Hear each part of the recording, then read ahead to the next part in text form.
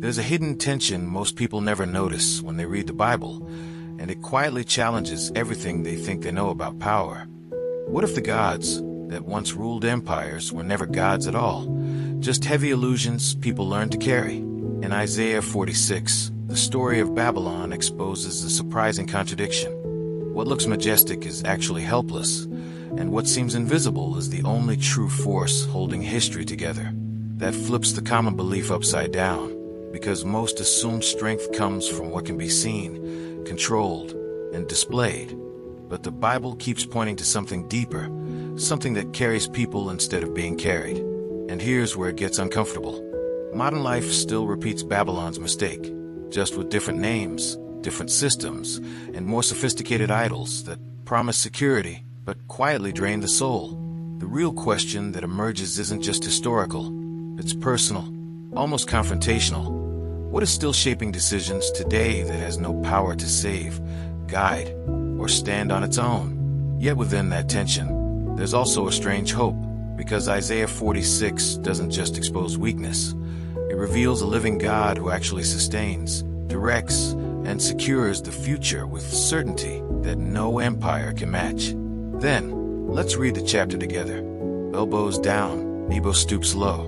Their idols are borne by beasts of burden. The images that are carried about are burdensome, a burden for the weary.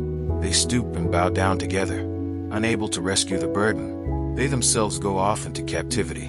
Listen to me, you descendants of Jacob, all the remnant of the people of Israel, you whom I have upheld since your birth, and have carried since you were born, even to your old age and gray hairs. I am he who will sustain you. I have made you, and I will carry you. I will sustain you, and I will rescue you.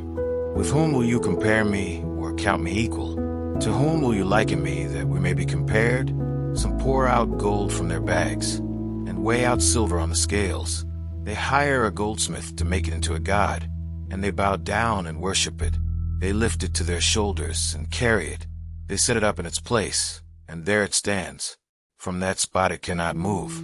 Even though someone cries out to it, it cannot answer. It cannot save them from their troubles. Remember this, keep it in mind. Take it to heart, you rebels. Remember the former things, those of long ago. I am God, and there is no other. I am God, and there is none like me. I make known the end from the beginning, from ancient times, what is still to come. I say, my purpose will stand, and I will do all that I please. From the east I summon a bird of prey, from a far-off land, a man to fulfill my purpose. What I have said, that I will bring about. What I have planned, that I will do. Listen to me, you stubborn-hearted, you who are now far from my righteousness.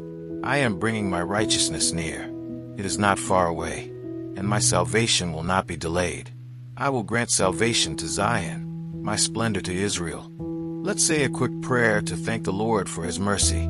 God, thank you for this moment and for the clarity you've given through this study.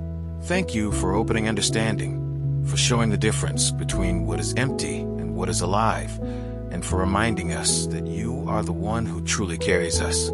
Sometimes it's easy to get lost in things that look strong, but don't really hold weight. So thank you for bringing the heart back to what is real and steady in you. Now, Lord, help this knowledge not stay just in the mind, but become something lived out in everyday choices. Give strength to apply what was learned when pressure comes, when decisions need to be made, and when distractions try to pull attention away. Teach the heart to trust you more, step by step, even in small things, so that dependence on you becomes natural and constant. Walk with us through the ordinary moments, work, family, conversations, quiet thoughts, and remind us that we are not carrying life alone. Shape our reactions, our priorities, and our direction so they reflect your truth.